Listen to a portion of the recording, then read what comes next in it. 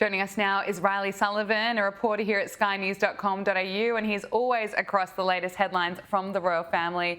Reilly, it is great to see you, but it is a sad day for us here at Power Hour because this is our last cross together. You are such a talent, and I'm so grateful to have had you on this program for more than a year now, bringing all the royal news, bringing us right up to speed with everything that's happening around the globe. And we are going to miss you so much, but we are so excited for you taking on this next chapter in China, and I'm excited to watch you shine over there. Oh, thank you so much, Gab. And it's been a pleasure to be a very, very small part of an amazing show. And I'm so proud to be part of the Power Hour extended family.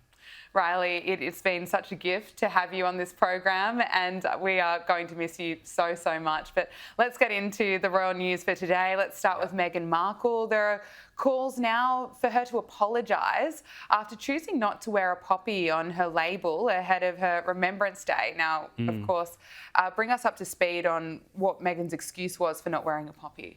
Yeah, so this was one that really raised some eyebrows, I think, across the Commonwealth. Of course, celebrations earlier this week for Remembrance Day. It's a huge part of the tradition of the royal family. They wear the poppy in the weeks leading up. I think it's an initiative that's been in place now really since the end of the First World War, where the royal family honours the sacrifices of servicemen and women, which I think is really important. Of course. You know, because when people maybe who aren't in the Commonwealth see headlines about, you know, people slamming Meghan for not wearing a poppy, they're probably thinking, oh, come on, this is such a beat up. But really, I mean, it's a symbol of respect. Absolutely. And it's a huge part of the tradition. She didn't wear the poppy, as we know, especially when she was out recently at Kris Jenner's birthday party. The optics of that, of her at this sort of celebrity bash with Harry, who was wearing a poppy, I will add.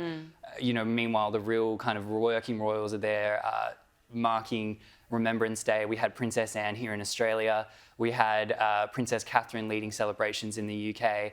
And her excuse was basically that they don't have poppies in the US, that she couldn't buy one. And I thought that was a very weak excuse. I mean, firstly, she's worn a poppy in previous years when they've been in Montecito, so I don't think it's an issue of her finding a poppy. You can also order one. She's a multi-millionaire. She had, you know, ample time to order a poppy. Of course, a lot of the poppies are sold to raise money as well for veterans. That's also an aspect of it.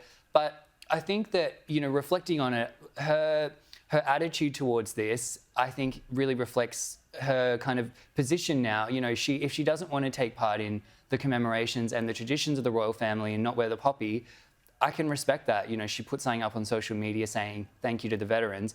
She wants to do that, that's fine. But give us back the Duchess of Sussex title. Absolutely. You know, she wants to have the associations of the royal family and she wants to profit off that, you know, with her brand and all of her marketing things that have Duchess of Sussex, but she doesn't want to do the work. And this is the issue. It's a life of service. Royalty is not just a title that you can use to sell jam.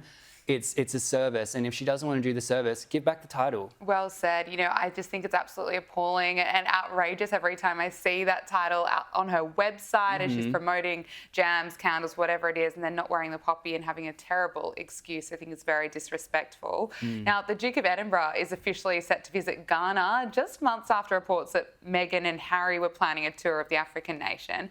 So talk to us, is Edward's visit, is this a sign that the palace is potentially trying to hit back at the Sussexes?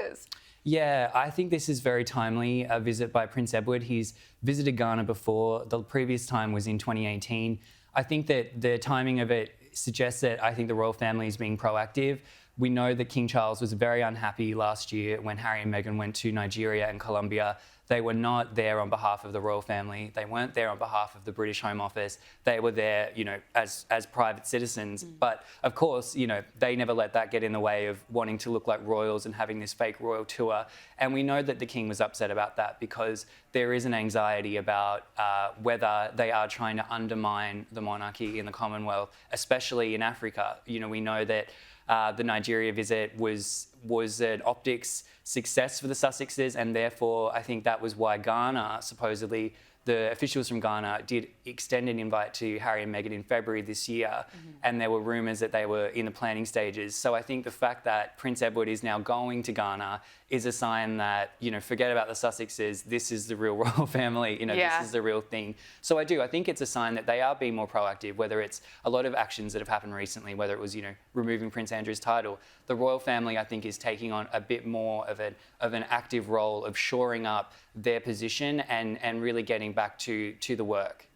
Now, disturbing new details have emerged about Andrew Mountbatten Windsor, of course, formerly known as Prince Andrew, and of course, Sarah Ferguson's bizarre final days in the Royal Lodge. Can you talk to us about how the Duke and Duchess of York, or former Duke and Duchess of York, I should say. Takes a minute to get used to that. It does, doesn't it? How are they coping with this new reality? Yeah, the reports about Fergie and Andrew's sort of days in Royal Lodge, we know that they're on the way out. They will be expected to leave the property in the coming months. At the moment, it's a financial arrangement. We know that the royal family is negotiating with Andrew about some kind of financial settlement because, of course, he did have that binding lease agreement that was able to kind of keep him there for so long. Now that that's off the table, he will be expected to leave. In the meantime, we know that Andrew and Fergie are still in the house, and some of the details, it's a little bit Greek tragedy. It's almost a little bit like a Tennessee Williams character, especially when it comes to Fergie. We're hearing reports that she's taking it hard. I think that her identity was tied up in being Duchess of York. She had that title since her wedding day, and the loss of it allegedly was just devastated her. She supposedly has been relying heavily on the staff at Royal Lodge. There's also supposedly this kind of private bar area set up on the property called the Doghouse, of all things. And apparently that's where she's hanging out. She's really hitting the bar, and she's expecting the staff to kind of commiserate with her. And I'm sure there is a level of sympathy. I think this has been a tough time for her. But I think at the end of the day, the reason that she's in this predicament and the reason that Andrew's in this predicament is because of their actions and their associations with Epstein. And like the royal family really kind of emphasised in that most recent statement, it's all about really the victims of Epstein. It's not about Andrew and Fergie. I think we can all kind of have a level of sympathy that maybe that they're going through a lot of change, but that's nothing compared to what the victims of Epstein have went through. And really, they're getting their comeuppance. Yeah. Now, Princess Beatrice has continued her charity work as a royal patron despite her parents' scandals.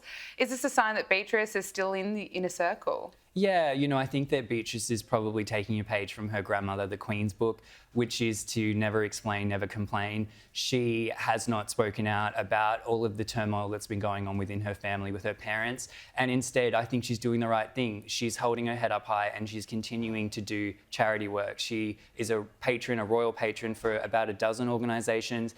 In recent days, we saw her step up for Outward Bound, which is a charity that was associated previously with her father, of all people. It's now a patronage held by Prince Edward, and Beatrice is going to be the new co-patron. So I think that that's a sign that the royal family is still happy to put her to work. But I think she's handling this well. I think that Beatrice and her sister Eugenie are in an invidious position where, if they complain, I think that there would be no sympathy. But I think if they kind of get on with it, there's also a risk of criticism. So I think she's really putting the charity work front and centre, and I think that this will be the test of their future, perhaps when William becomes king. Absolutely. Now, finally, the trial over the tragic death of a grandmother who was hit by the Duchess of Edinburgh's royal motorcade is currently underway in London. What's the latest update from the case?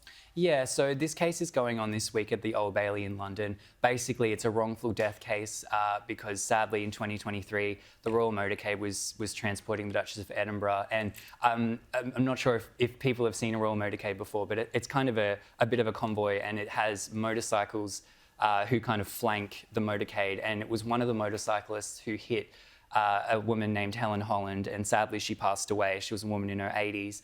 And she passed away in hospital because she was hit when she was crossing the pedestrian crossing.